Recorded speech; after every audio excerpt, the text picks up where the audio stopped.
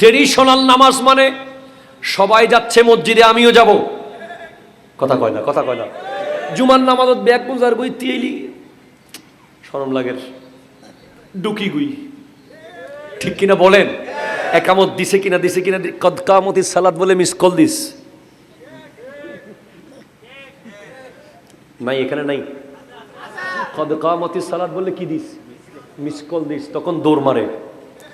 সালাম অনেক সময় ইমাম সাহেব ডানে ফিরাইয়া বামে ফিরাইতে পারে নাই, আমার ভাই চম্পট, ঠিক কিনা কথা জোরে বলেন না? এগুলো ট্রেডিশনাল নামাজ। যারা মসজিদ থেকে কেমনে পালিয়ে যাবে, কেমনে মসজিদ ছেড়ে পালিয়ে যাবে। আর মুমিন মসজিদ ছেড়ে আসতে চায় না, ঠিক কিনা? মসজিদ হলো মুমিনের প্রাণের ঠিকানা, মসজিদ হলো মুমিনের কলিজার ঠিকানা।